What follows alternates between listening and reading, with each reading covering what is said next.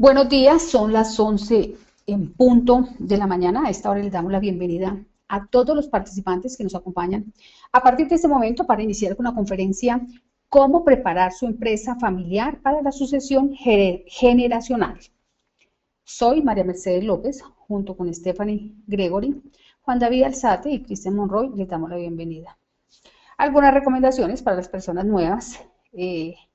Estas conferencias se graban y quedan disponibles al otro día en cada una de las aulas donde se encuentran registrados o la pueden escuchar desde www.unipymes.com. Hoy nos acompaña desde España Javier Eslava.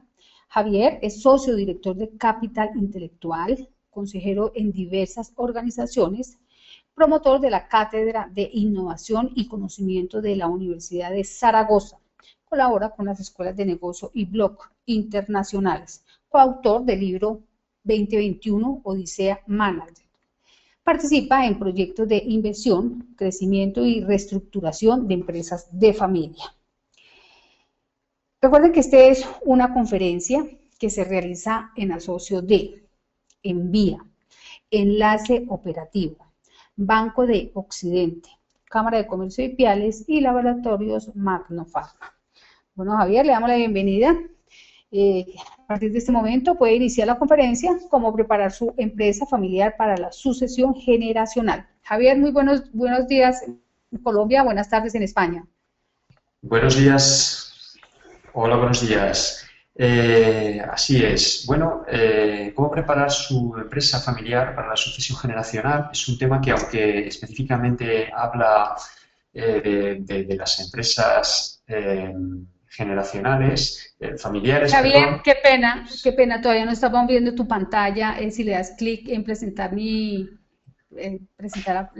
dale clic en presentar la presentación. Exacto. Entonces, Ahí. ahora Así sí. sí. Y si Ahora. retira un poco la voz del micrófono porque se escucha muy pegado y se escucha con un poco de eco. A ver, ¿así mejor? Sí, adelante, Javier. Muy buenos días. Adelante. Muy bien, perfecto. Decía que, aunque el tema específicamente se refiere a las empresas familiares, realmente es un tema que afecta a todas las empresas, ¿no? Sobre todo por el impacto tan alto que estas empresas tienen en la economía en general. Como punto de partida, si vemos un poco la situación de estas empresas en Colombia, vemos que, aunque a veces tenemos la imagen de empresas pequeñas y de pymes, ¿no? Fundamentalmente, en conjunto estas representan el 90% de las empresas, ¿no? Y cuando realmente nos acercamos a los datos, vemos que hay, por un lado, pequeñas empresas, pero también es verdad que en algunos casos, algunas de las grandes empresas en Colombia y fuera de Colombia, a nivel mundial, son empresas muy grandes, muy competitivas, en algunos casos cotizan en bolsa, internacionales, etc., ¿no? Por lo tanto, su influencia va mucho más allá de las propias empresas.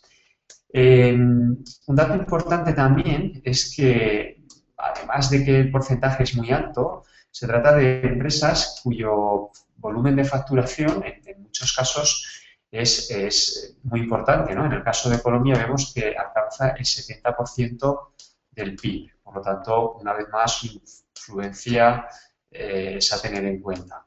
Así como en el empleo, ¿no? En este caso, el 55% del empleo proviene de este tipo de empresas. Por lo tanto, de alguna manera, es un tema que nos afecta a todos y que tenemos que ver cómo poder contribuir a su continuidad, ¿no? Por desgracia, cuando analizamos los datos de cómo van perdurando, vemos cómo tan solo el 30% de ellas alcanza la segunda generación, ¿no? Y por lo tanto ahí tenemos un tremendo reto. Pero aún es mucho más duro, mucho más fuerte cuando vemos que apenas un 10% alcanza la tercera, ¿no? Realmente se convierten en la excepción, se convierten en la noticia. Todos hemos visto alguna vez alguna noticia en televisión o en algún medio de comunicación en el que aparecía una empresa de tercera o cuarta generación, porque esto no es no es lo habitual, ¿no? El verdadero reto, y aquí es donde realmente nos la jugamos, podríamos decir, es que si tenemos en cuenta en los años en los que se crearon la mayor parte de las empresas de nuestros tejidos empresariales, nos damos cuenta que en los próximos 10 años el 25% de estas empresas se va a enfrentar al reto generacional, ¿no? Y desde ese punto de vista, con los datos de mortandad tan duros que hemos visto, pues realmente tenemos que ver cómo ponerle solución, ¿no? Y desde luego aquí los empresarios familiares pues tienen un reto tremendo, ¿no? Por suerte, en estos momentos, hoy en día existe mucha información ya al respecto y existen diferentes soluciones. Antes de entrar a ello, vamos a ver que las empresas familiares tienen características muy concretas y entre sus características las vamos a dividir, por un lado, en las ventajas que tienen frente a otras empresas de la competencia y también veremos los inconvenientes, ¿no? De las ventajas, por centrarnos en las más importantes, podríamos decir que, sin duda, pues, son empresas en las que todos sus participantes, tanto en los socios como normalmente en las personas que trabajan por la cercanía con los socios, son equipos muy implicados. En algunos casos, si vienen incluso de otra generación, pues tienen un sentimiento de pertenencia muy alto y por lo tanto tienen una implicación importantísima.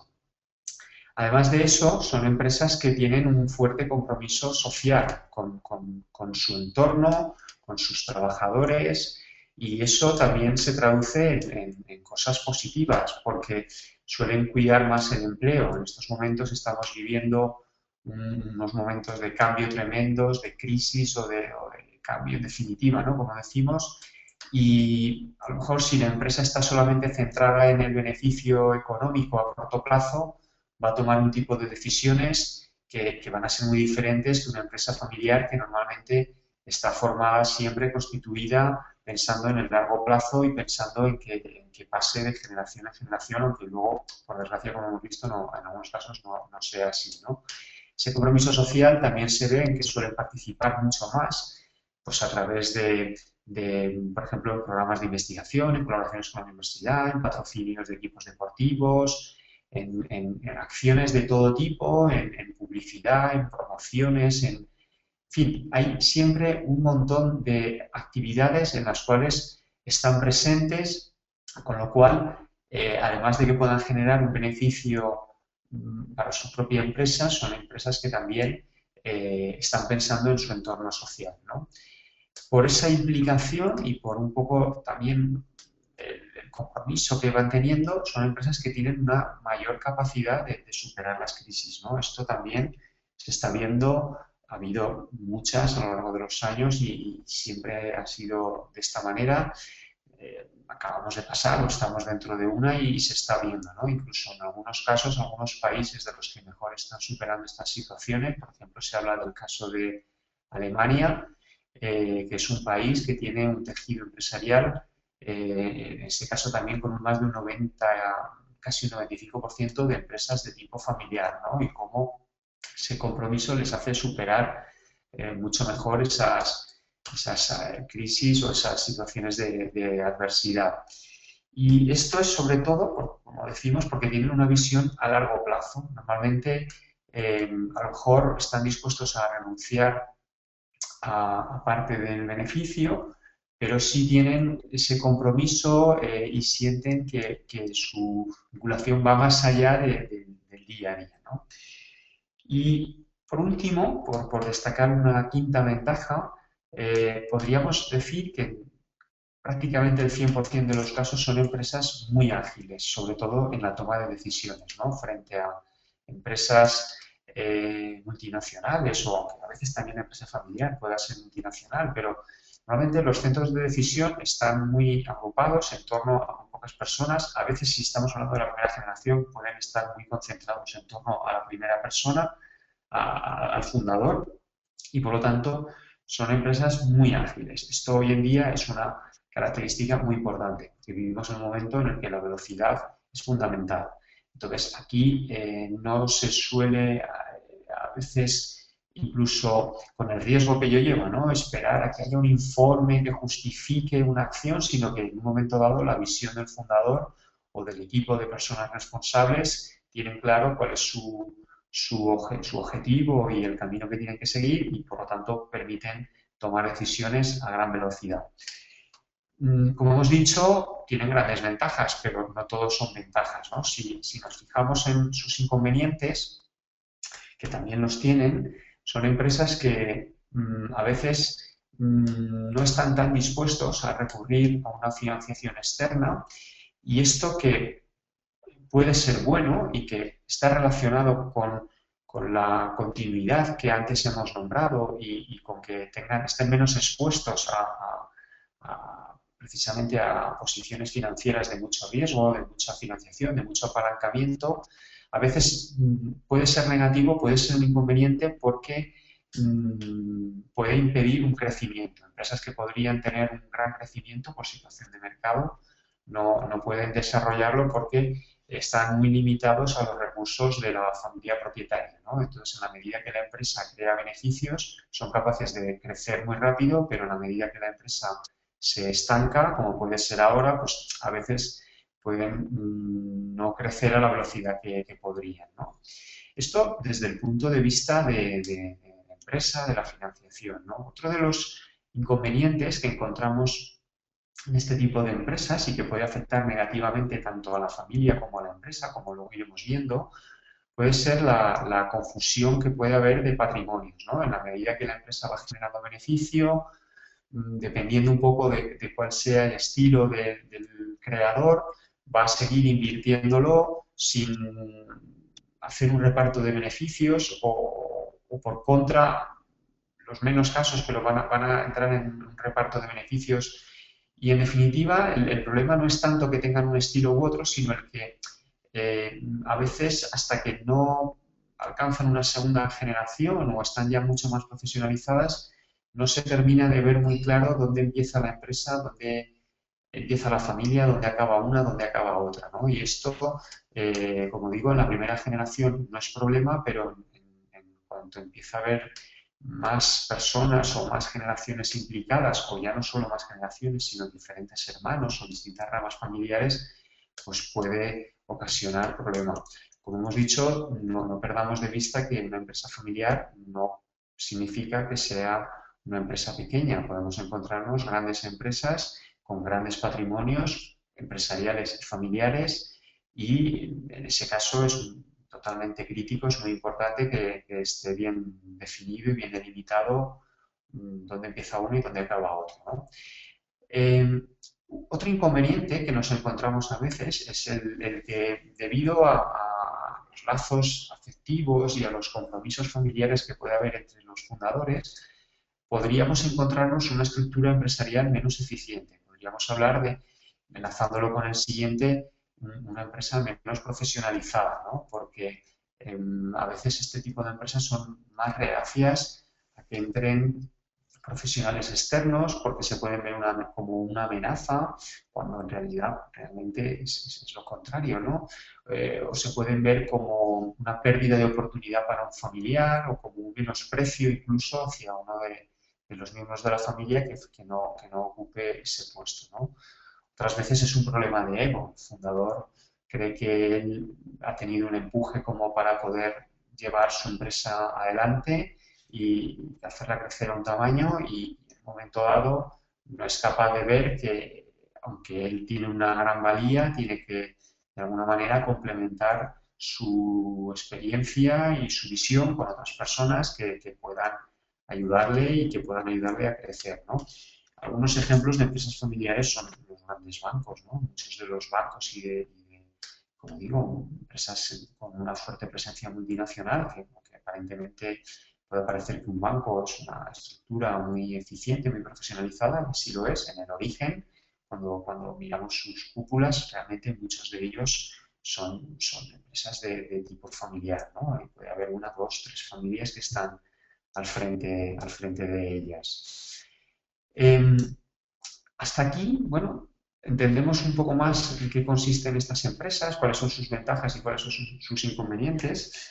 Desde el punto de vista que hoy nos ocupa, cuando nos planteamos y queremos ver un poco cómo superar esa continuidad, tenemos que ampliar esta visión y empezar a entender que este tipo de empresas, el principal problema, la principal fuente de conflictos lo vienen por los distintos mundos que conviven en ellas, ¿no? Que fundamentalmente son tres. Por un lado está la familia propiamente, que es el origen, digamos, puede ser a través de una persona, puede ser a través de unos hermanos, puede ser a través ya directamente de dos generaciones. En cualquier caso, si es una empresa de tipo familiar, el origen estaría allí. A partir de ahí, esta persona empieza a desarrollar una actividad profesional, empieza a crecer, crea una empresa, estaría el denominado círculo de la propiedad, ¿no? Todo lo relacionado con los accionistas, los socios, etcétera. Y en la medida que esta empresa crece, pues realmente ya pasa a ser una empresa y hay un equipo de personas profesionales que trabajan dentro de esa empresa. Todos tenemos claro que cada uno de estos círculos son mundos distintos y el conflicto, como decimos, viene cuando esos círculos bueno, se superponen, cuando esos círculos se entrelazan y cuando esos mundos tienen que convivir unos con otros, ¿no? Porque visto desde esta perspectiva es fácil entender que la familia va a tener unos intereses, como es lógico, sus intereses no van a ser distintos que los de cualquier otra familia, van a estar muy relacionados con el cariño, con el afecto, con la relación familiar propiamente, ese va a ser su verdadero objetivo y no tiene que ser distinto. La propiedad, como tal, como socios, como accionistas, pues su principal interés va a ser el beneficio, ¿no? Y, bueno, y algunos otros que pueda haber alrededor. La empresa, bueno, pues va a tener también el beneficio, pero la profesionalidad, el reto, el día a día, en fin. Hasta aquí estaríamos en los puntos 1, 2 y 3, ¿no? Y luego, como decíamos, a medida que se superponen estos distintos mundos, por ejemplo, estaría el punto 4, que son todas aquellas personas que son de la familia y además trabajan y además son socios, porque puede haber miembros de la familia, sobre todo cuando vemos empresas ya de cierto tamaño, personas de la familia que no son socios ni trabajan. Como decimos, si se da el punto de ser familiar y ser socio, estaríamos en el punto 4. Si se da el punto de ser familiar y trabajar en la empresa como profesional, en algunos casos se da, no son socios, porque por los motivos que sea, pero sí se han incorporado, estaríamos en el punto 5. Por otro lado, puede haber casos en los que hay personas que son socias y además trabajan en la empresa, pero no son miembros de la familia. Ese sería el punto 6. Y por último, tendríamos ese punto en el cual hay personas que a veces coinciden con el fundador, ¿no? Generalmente es una persona que es de la familia, es socio, trabaja, y de este tipo puede haber otras personas. Como vemos, cada uno de estos números, cada uno de estos puntos, cada una de estas personas va a tener intereses, muy diferentes.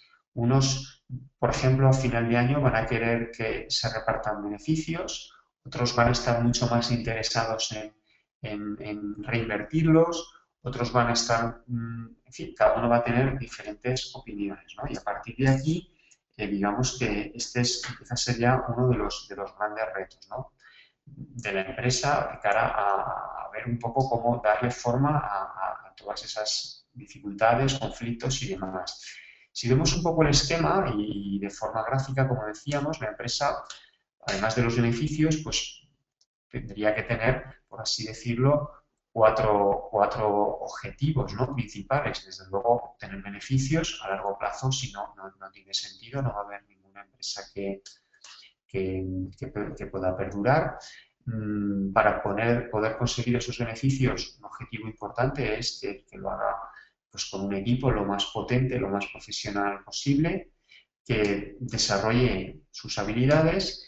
También hay un factor importante que se tiene que dar en este tipo de empresas, es el concepto de equidad. Es decir, la empresa, incluso como veremos, más que justicia, dentro de la empresa hay un factor muy importante que es el de la equidad. Es decir, que aquello que haga, sobre todo, esté en proporción al resto de personas que trabajan en la empresa, precisamente para que no se vean favoritismos o para que no se empiecen a generar malestar, ¿no? Si vemos en el otro extremo, la familia, como hemos dicho, pues, bueno, su principal objetivo es la armonía, sus objetivos a partir de ahí pues, van a ser educar a los familiares, va a ser desarrollar la autoestima, va a ser, aquí sí, desarrollar la justicia, ¿no? Desde la familia a veces es más difícil el ver, por ejemplo, a los hijos o ver entre hermanos cómo establecer esa equidad, ¿no? Pero sí que el concepto justicia mínimo tiene que estar claro, ¿no? Por lo tanto, ahí aparece una zona de unión que sería la empresa familiar propiamente. Es una zona de confluencia en la que conviven, como hemos visto, esos tres círculos y, en definitiva, la familia y la empresa, ¿no? ¿Cómo se pueden ir resolviendo cada uno de estos mundos, ¿no? Esto, digamos que en la medida que tienen intereses distintos, tienen que tener representaciones diferentes.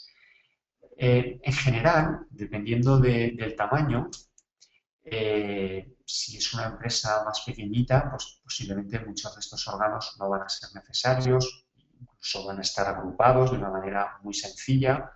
Y luego, esto cuando veamos las preguntas, está claro que no todas las empresas, dependiendo de su tamaño, dependiendo de su actividad, de las ramas familiares que participen, etcétera, no van a tener que tener todo, ¿no? Pero sí que hemos dicho, hay tres mundos, hay tres órganos distintos para tomar decisiones, etcétera, ¿no? Desde el punto de vista de la empresa, todos conocemos que quien de alguna manera es el máximo responsable sería el Consejo de Administración. A veces pueden ser simplemente los socios, pueden ser dos, tres personas. O sea, no tenemos que pensar en un Consejo de Administración complejo, pero sí es bueno que estas dos, tres personas, estos socios, bueno, se reúnan, tengan cierta actividad de vez en cuando, ¿no? De pensar a largo plazo, de ver cómo enfocar la empresa, hacia dónde dirigirse, en qué mercados competir, con qué estrategias, en su escala. Es decir, esto no tiene por qué ser complicado, pero sí que a veces simplemente es una reunión anual.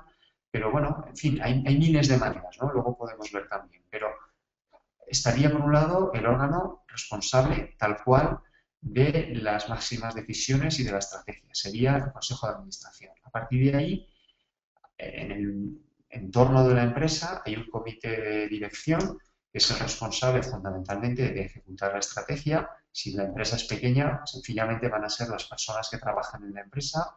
Y si hablamos de una empresa que puede ser 3, 4 o 5 personas, pues a lo mejor ni siquiera hay comité y sencillamente la estrategia, sencillamente la empresa la desarrollan esas 5 personas, ¿no? La ejecutan ellos y ellos son los que hacen el día a día. Desde el punto de vista puro y duro de la propiedad, en algunas empresas existe la junta de accionistas y ahí estarían todos los accionistas, tanto los que están en el consejo de administración y toman decisiones como todos los demás. Como decimos, no es de extrañar que aunque una empresa, sin ser demasiado grande, puede, por el solo hecho de ser familiar y por el solo hecho de haber distintas ramas y distintas generaciones, que puedes encontrar empresas que con un volumen de facturación medio tienen, digamos, cierta complejidad en sus accionistas, ¿no? Y por lo tanto, no es descabellado que tal cual tengan unos cuantos socios y realmente estos se tengan que reunir una vez al año y tengan que tomar ciertas decisiones y tengan que ver cómo ir profesionalizando cada vez más su labor como accionistas, ¿no? ¿Y por qué? Pues porque el mundo cada vez es más competitivo y aunque ellos luego no trabajen en la empresa, pero sí tienen esa responsabilidad como socios, ¿no? Y luego, donde realmente vamos a ver muchas más posibilidades, porque, como hemos dicho, al final la familia está en el centro de todo este mundo, de todo este conjunto.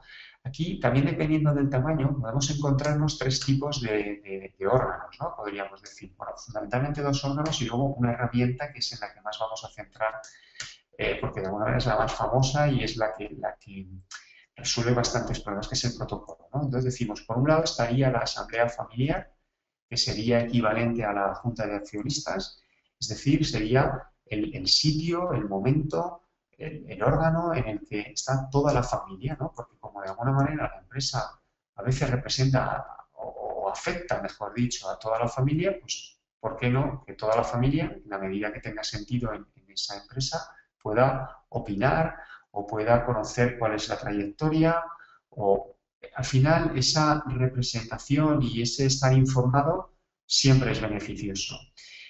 Luego habría otro órgano que sería el Consejo de Familia. Este es mucho más habitual. En el caso de empresas más pequeñas, siempre lo que recomendamos es que puedan estar unidos. La Asamblea y el Consejo pueden ser una misma cosa, pero lo que estamos diciendo en definitiva es que haya una cierta dinámica de trabajo, por la cual, igual que en la empresa es habitual que se reúnan las personas que trabajan para tomar decisiones, para ver qué hacen y qué resultados se obtienen con las cosas que han hecho, de la misma manera, un poco con la misma dinámica, que esas reuniones se puedan tener desde el punto de vista de la familia.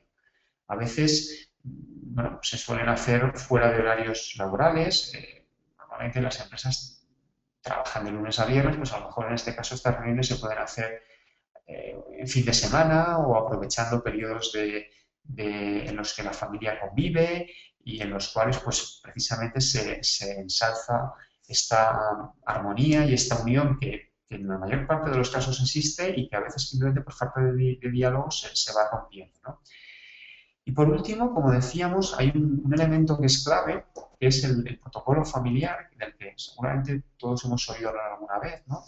Y que sin duda es un elemento muy importante porque ayuda a darle forma a todo esto, ¿no? De alguna manera es el documento que recoge toda esa política de empresa y sobre todo regula las relaciones entre la familia y la empresa en aspectos muy concretos, ¿no? En este sentido, esto es muy importante tenerlo claro y actuar con bastante antelación, como iremos viendo. Como resumen, antes de pasar adelante, decir simplemente lo que hemos dicho, ¿no? Por un lado estaría cualquier órgano, aunque sea sencillo, aunque una empresa sea pequeña, el que tengamos claro que tenemos que tomar decisiones que son propias de la empresa, que hay decisiones que son propias de socios y otro tipo de decisiones que son propias de familia. Normalmente, la primera, sobre todo, siempre está clara y, bueno, si una empresa desde luego no actúa en esa primera columna de empresa, difícilmente va a sobrevivir en el mercado. Por lo tanto, difícilmente tendrá continuidad, pero ya no será un problema de empresa familiar, sino que será un problema de empresa en general. Normalmente los problemas o los motivos por los que una empresa familiar no continúa adelante es porque no trabaja adecuadamente la tercera columna, es decir, porque no trabaja adecuadamente los aspectos relacionados con la familia. Y en estos es fundamentalmente en los que nos vamos a centrar. Por toda la carga emotiva que esto lleva, muchas veces es muy recomendable acudir a un asesoramiento externo y es muy habitual en estos casos que bueno, haya una persona que pueda, digamos, hacer cierta mediación. ¿Por qué? Porque de esa manera neutralizamos, ¿no?, todos los intereses que pueda haber entre unos y otros y, como se suele decir, podemos ayudar a diferenciar el problema de la persona, a poner un poco todo en su sitio, ¿no?, en ayudar neutralmente a todos los miembros de la familia. También es muy importante para elaborar y para guiar todo el proceso de elaboración del protocolo, como decíamos, pero no solo del protocolo, sino de cualquier elemento que haya, ¿no? A identificar puntos conflictivos y sobre todo, un tema muy importante también es a proponer alternativas, ¿no? Como decíamos, el protocolo es un documento muy importante y lo que sí que es importante resaltar es que aunque el documento es importante, lo que realmente va a darle continuidad, lo que realmente va a aportarle mucho más valor a la empresa no es el documento, sino el proceso. Tenemos que entender que el protocolo, antes incluso de entrar a ver en qué consiste y ver qué es, tendríamos que entender que no se nos va a servir de nada hacer un protocolo familiar hacer un esfuerzo en escribir algo si luego no le vamos a dar continuidad, si lo vamos a dejar en un cajón y ya nunca más vamos a hacer nada en relación a esto, ¿no? Porque los valores y los intereses que la familia puede tener en un momento, lo normal es que de alguna manera vayan evolucionando, vayan cambiando y por lo tanto este protocolo también se tiene que ir adaptando y este protocolo tiene que ir creando los espacios de encuentro y de diálogo que la familia necesite, ¿no? Cada una a su medida. En cuanto al protocolo propiamente, va a ser muy importante de cara a favorecer esas relaciones familiares, debería ayudar a hacerlas más fluidas.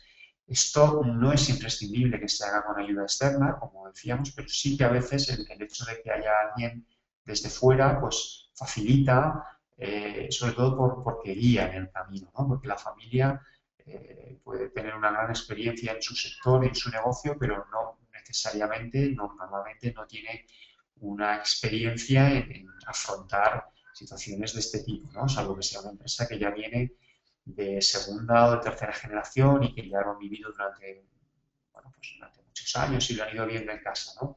El protocolo tiene que ayudar a facilitar, a resolver determinados problemas concretos, es decir, que aunque es una herramienta que nos tiene que servir para pensar en el futuro, también puede servir para solucionar problemas del presente. No es su principal utilidad, porque si acudimos a elaborar un protocolo cuando ya tenemos todos los problemas en la mesa, corremos el riesgo de que sea tarde, pero también sería un poco ilógico ponernos a trabajar en un proceso a largo plazo y que tuviésemos algo en estos momentos y no lo pudiésemos afrontar y no lo pudiésemos solucionar, ¿no? Es muy importante porque fija los principios que permiten separar familia y empresa y como hemos ido viendo, esto sí que va a ser fundamental. Porque aunque cada uno tengan intereses separados y también tengan intereses comunes, cuanto más delimitados estén, mucho mejor.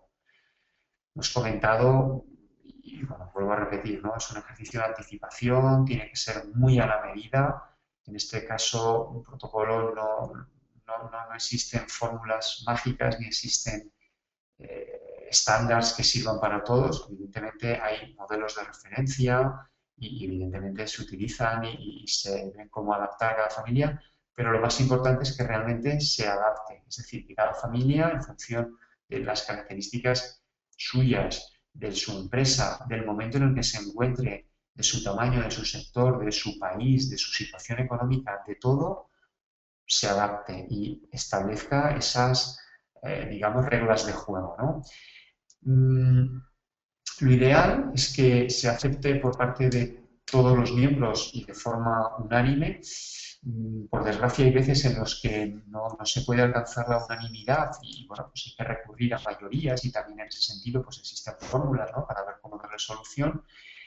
Pero también es verdad que por la experiencia que nosotros hemos visto, en fin, en muchísimos casos en diferentes países, al menos en un primer momento sí se genera bastante ilusión y sí que la primera aceptación es voluntaria, ¿no? Y aunque luego esto no garantiza por sí solo que vaya a seguir siendo así, es bastante simbólica y normalmente esa aceptación voluntaria, pues bueno, de alguna manera deja un sello, una impronta en todos los miembros de la familia que hace que se siga, que perdure, ¿no? Y por último, lo más importante es que haya, incluso voy a empezar por la tercera palabra, que haya generosidad entre todos los miembros, ¿no? ¿Por qué?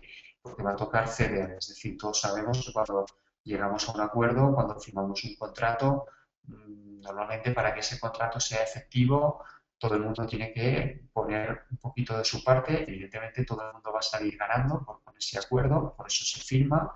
En definitiva, un protocolo es equivalente a un contrato, como los que firmamos en el mundo de la empresa. En este caso es un contrato firmado de alguna manera entre los miembros de la familia. Por lo tanto, cuanto más espíritu haya habido de participación y de generosidad, y esa generosidad esté presente desde el primer día, mucho mejor, ¿no?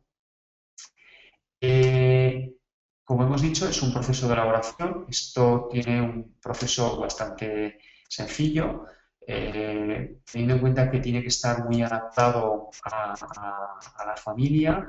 un primer paso sería, de alguna manera, hacer un diagnóstico y conocer exactamente que la familia pusiese por escrito cuáles son sus características principales, cuáles son sus necesidades, sus objetivos y tuviese un poco un punto de partida. A partir de allí, este punto de partida, este diagnóstico, con estas conclusiones, ponerlas en común entre todos los miembros de la familia, hacer esa presentación.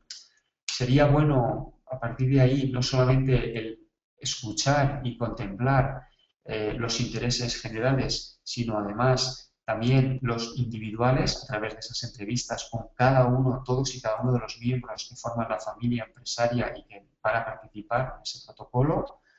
Y luego, bueno, pues siguiendo un proceso de ajuste, como de cualquier contrato, cualquier documento, pues se suele presentar un documento borrador que recoge todos los intereses. A partir de ahí se hablan, se ajustan y, bueno, pues tenemos un protocolo definitivo, ¿no?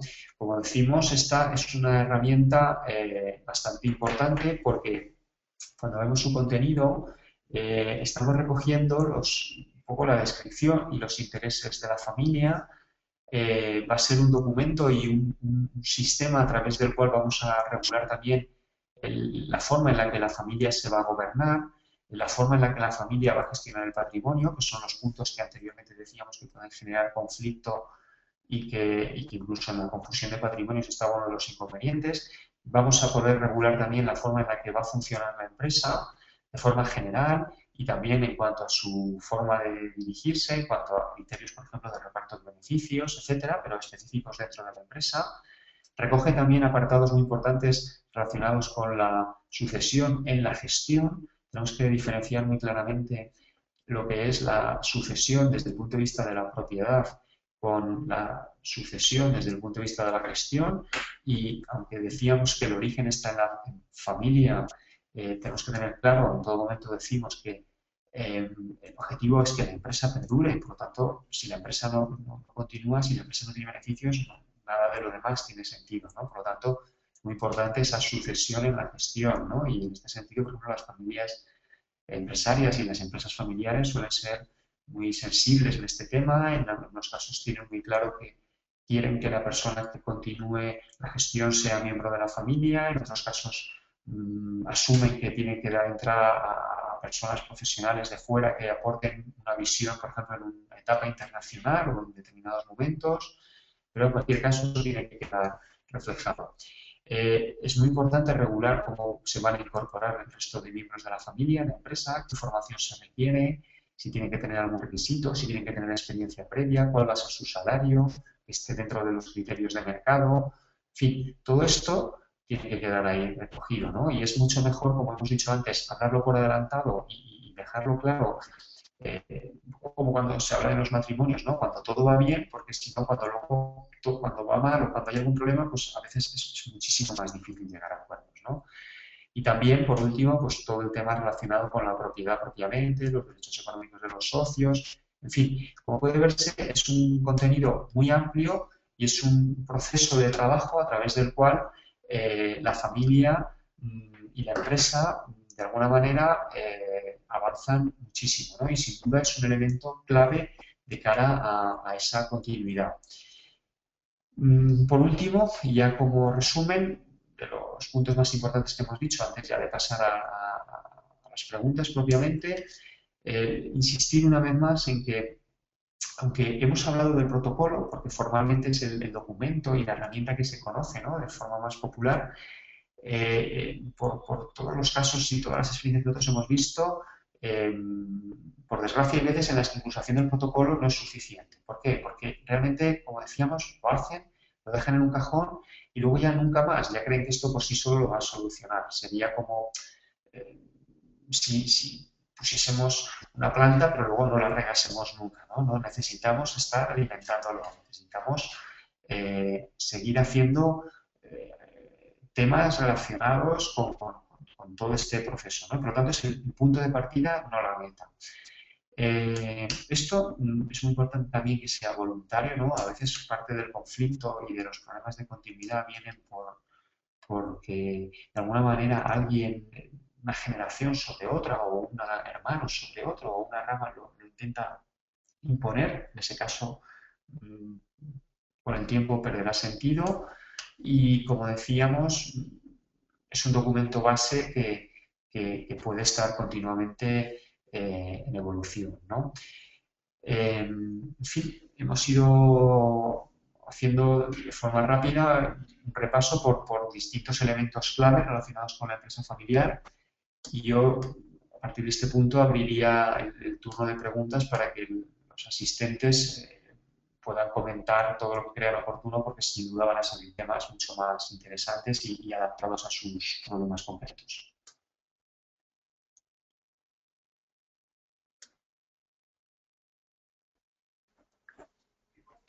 Muchísimas gracias, Javier.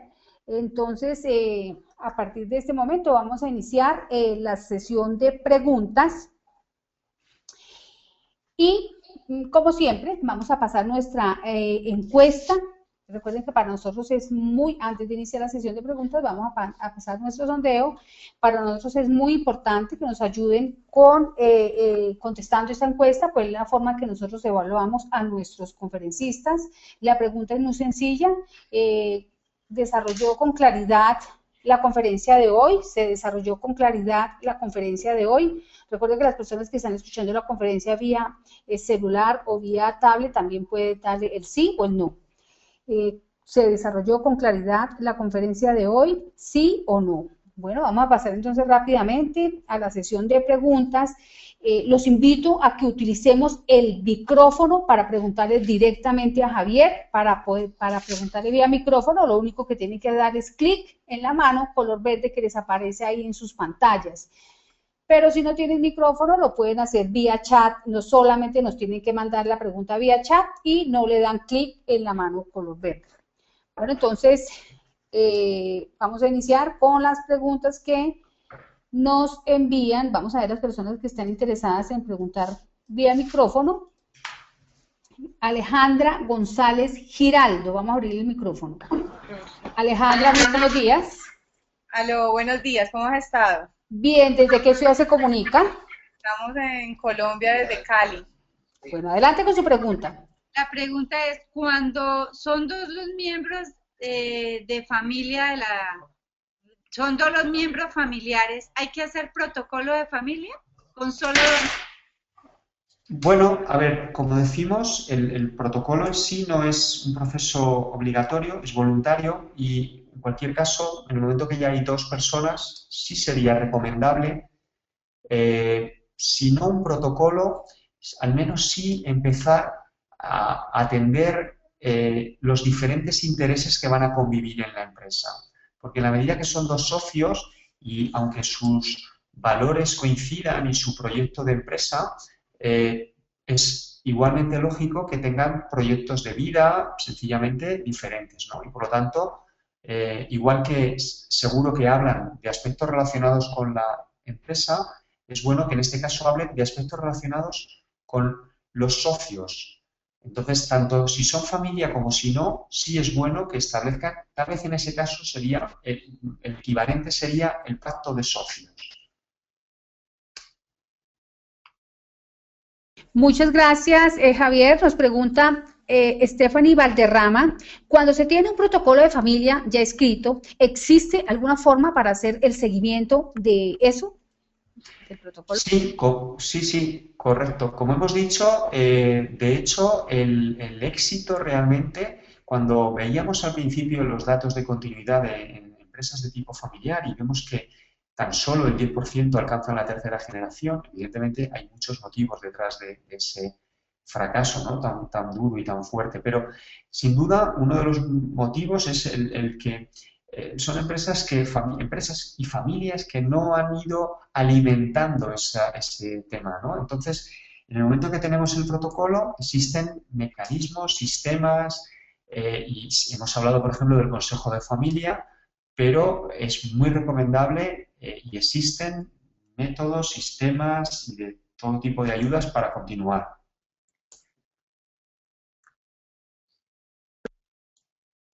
Gracias, Javier. Nos pregunta Sandra Milena Angarita, ¿qué tipo de sociedad recomienda para aquellas familias que desean formar empresa?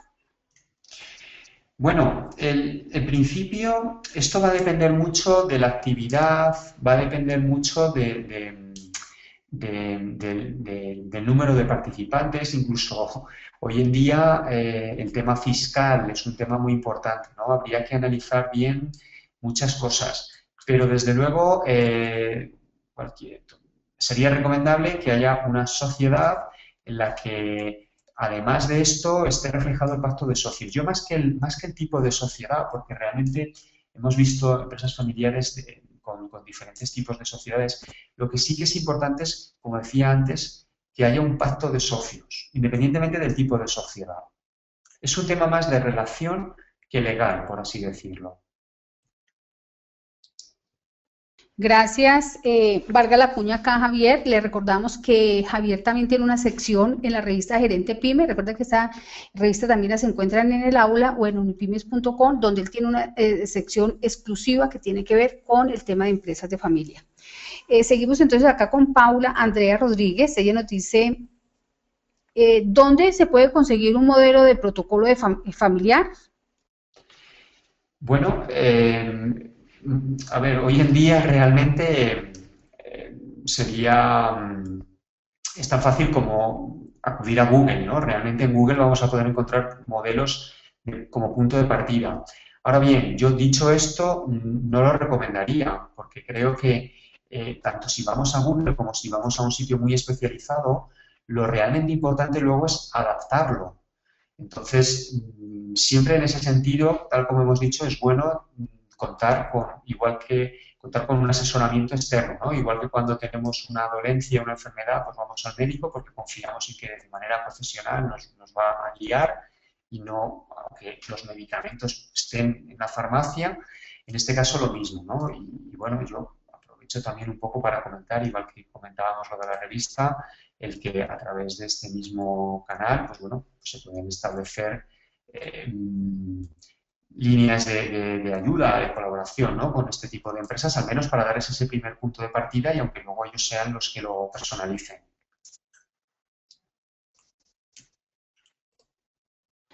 Gracias, Javier. ¿En cuánto tiempo dura un proceso de protocolización y qué costo tiene?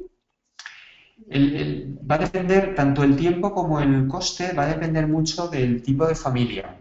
Si hablamos de una empresa pequeñita, se puede hacer a lo mejor en 2 meses y el coste realmente va a ser muy pequeño, va a depender también del número de miembros, pero realmente hablaríamos de un proceso sencillo porque no es necesario complicarlo.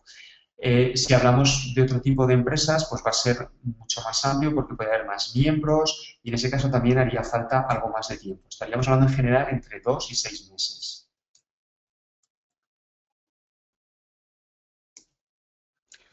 Gracias, Javier. ¿Qué pasa cuando uno de los socios no está de acuerdo con el protocolo de empresas de familia? Tenemos un problema. El problema está claro, es decir, en la medida que un socio no está de acuerdo con algo, va a haber discrepancias. Si además no está de acuerdo con algo que estaba escrito, haría falta analizar, ¿no?, cuál ha sido el proceso, si este mismo socio firmó en su momento ese protocolo y ahora no está de acuerdo, o si es un protocolo que, digamos, le viene de una generación anterior, o si tal vez la pregunta se puede referir a cuando uno de los socios no está dispuesto a firmarlo, ¿no?, no está de acuerdo. Está claro que si no está dispuesto a firmarlo es porque de alguna manera no está dispuesto a plasmar por escrito acuerdos, ¿no?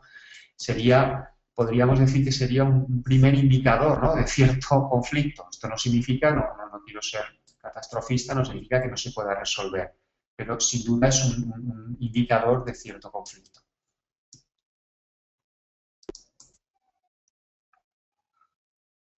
Gracias. Nos manda una pregunta Caterine Caicedo. ¿Cómo se obtiene el equilibrio organizacional en las empresas de familia?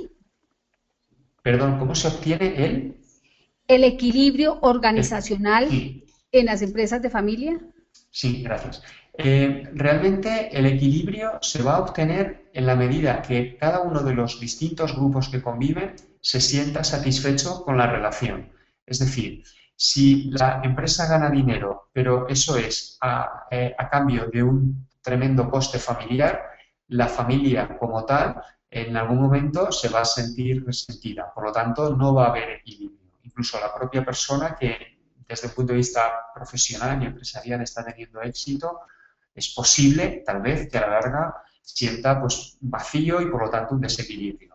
Por lo tanto, tan importante es que se avance en una dirección como que se avance en otra. No es cuestión de que todas vayan a la vez, porque todo el mundo entiende que puede haber momentos más importantes para un mundo que para otro, pero sí que se tenga claro que en algún momento se atienden todos los intereses. Lo mismo desde los tres puntos de vista. Gracias, nos pregunta Stephanie Valderrama. Si la familia está conformada por 4 personas y una persona se fue del país, ¿aún se puede hacer esos consejos de familia? Sí, en general, digamos que el consejo de familia, personalmente creo que de hecho es lo más importante, es decir, que incluso una familia, aunque no tenga un documento por escrito, si habitualmente se reúne y trata estos temas de empresa, realmente va a tener muchas probabilidades de continuar, ¿no? Lo que ocurre es que normalmente va a querer también plasmarlo. Por lo tanto, si esta familia se reúne y lo hace en mayoría, bueno, si aunque uno falte, pues bueno, si el resto van avanzando, es mucho mejor a que todos se queden parados porque falta uno. Habría que analizar también. Claro, Javier, y yo te apoyamos acá en Colombia por ley, solamente exigen que sea el 40% en tema presencial cuando uno hace este tipo de reuniones, o sea, que lo pueden hacer virtualmente, él puede estar allá y puede participar en forma virtualmente en tiempo real, como por ejemplo nosotros estamos participando acá, o sea, que en Colombia sí se puede hacer. Exacto, hoy en día la tecnología permite todo esto y sin duda hay que aprovecharla.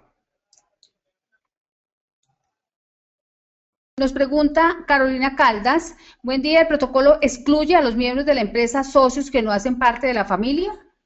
Sí, en principio, cuando hablamos de protocolo familiar, entendemos que está referido solamente a los socios que son miembros de la familia. Y también entendemos que tienen una participación mayoritaria. Por lo tanto, están en condiciones de firmar ese protocolo y de que ese protocolo tenga sentido. Si esta participación no es mayoritaria, directamente no podríamos hablar de empresa familiar, sino que simplemente unos familiares forman parte de una sociedad, sin más. Gracias. Nos escribe Seferino desde Argentina. ¿En el diagnóstico se puede detectar los problemas familiares y empresarios que tienen?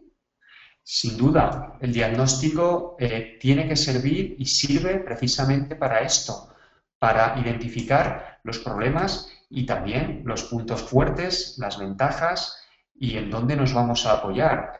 Por lo tanto, incluso en situaciones en las que hay grandes problemas, siempre hay, de hecho, si hay grandes problemas es porque hay grandes puntos fuertes en los cuales nos vamos a poder apoyar. La clave está en detectarlos todos ellos y a partir de ahí establecer un plan de trabajo. Bueno, nos pregunta Liliana Ramírez, también cuál es la dinámica y cuántos miembros son los del Consejo de Familia. Ampliar el tema del Consejo. Sí, dependerá del tamaño, como decíamos, ¿no? En principio, si la familia es pequeña, lo recomendable es que estén todos. Realmente solamente hablamos de consejo diferenciado de la asamblea familiar cuando es de un tamaño muy grande, ¿no? Y por lo tanto tiene que haber una representación. Pero si el tamaño es pequeño, y podríamos entender pequeño incluso hasta 8 o 10, podríamos perfectamente hacerlos convivir a todos para que nadie se sintiese excluido.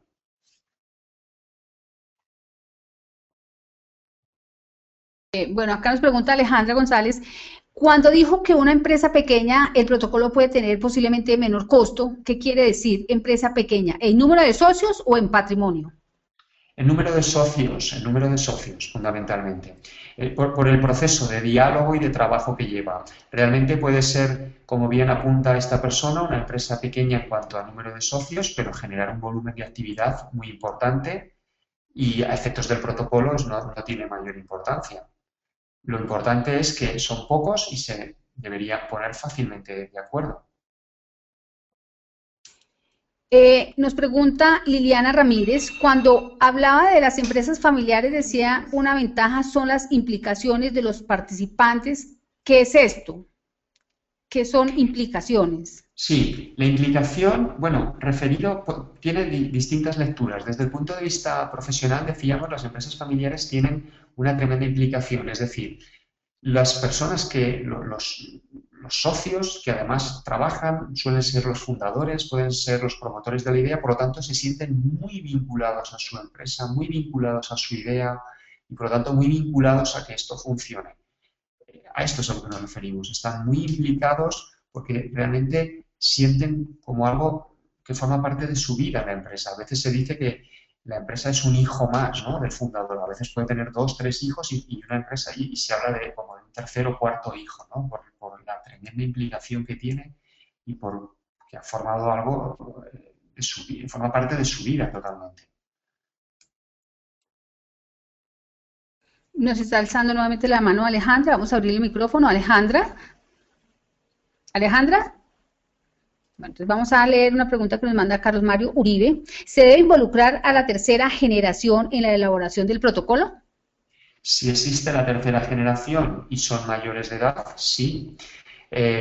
Para que participen en la elaboración es recomendable que tengan una mayoría de edad por poder aportar un criterio personal, ¿no?, y también su visión. Hombre, tal vez lo habitual es que no tengan el mismo peso de cara a según qué decisiones, por la propia dinámica de la empresa familiar, pero es bueno que vayan participando del proceso, porque precisamente va a ser la forma en la que el día de mañana se van a sentir implicados. Se van a sentir implicados incluso aunque no trabajen. Puede darse el caso de que una tercera generación, que pueda ser amplia, personas que han realizado sus estudios y desarrollan su carrera profesional fuera de la empresa, pero aún así están muy implicados con lo que ocurre dentro de la empresa porque en el fondo fue creada por su abuelo, la continuó su padre o su tío y aunque ellos no trabajen, bueno, hemos visto que este simplemente es un círculo, pero ellos tienen un gran compromiso desde el punto de vista de socios y de familia. Por lo tanto, sin duda. Javier, muchísimas gracias. Uno de los temas que vas a tratar en el taller que se va a desarrollar próximamente a través de Unipymes es precisamente del tema del protocolo. No sé si en este momento puedas hablar un poco sobre ese taller que vas a desarrollar, Javier. Sí, bueno, te agradezco la oportunidad porque realmente puede ser una ocasión para resolver de forma más personalizada, ¿no?, varias de las preguntas que han salido, por ejemplo, las relacionadas con el diagnóstico, las relacionadas con cuál va a ser el tiempo, qué tipos de problemas, qué enfoque darle. De hecho, en ese taller no solo vamos a hablar del protocolo, sino que vamos a ver de forma general cómo afrontar este tipo de empresas, este tipo de situaciones desde un punto de vista estratégico y pensando en su continuidad. Por lo tanto, vamos a ver desarrollado, pues casi podríamos decir, todos estos puntos que hemos ido viendo en la conferencia de hoy a modo de presentación rápida. Muchísimas gracias, Javier. Quedaron algunas preguntas. ¿Nos regala nuevamente su correo electrónico? Sí, sin duda. Lo tenéis en la presentación, no sé si ahora se está viendo, en cualquier caso os lo facilito rápidamente. Sí, lo puedes mandar acá por el chat, por favor. Es que, a ver, de acuerdo, a ver si lo tengo todavía por aquí. Perfecto. Lo envío ahora, sí. Sí, para todas las personas que están participando. Y si quiere lo vas diciendo verbalmente. Sí, bueno, no puedo escribir ahora. No se preocupe. Pero es javier-eslava@capital-mediointelectual.com. Muchísimas gracias, Javier, de verdad, por estos aportes. A ustedes, señoras y señores, por su permanencia y atención. Los esperamos el próximo miércoles 19 de febrero con la conferencia ¿Por qué los nichos de mercado son una oportunidad para las pymes? Esta conferencia se desarrolla desde Argentina y nos acompaña David Gómez. Unipymes, la comunidad latina empresarial, les desea que tengan una feliz semana.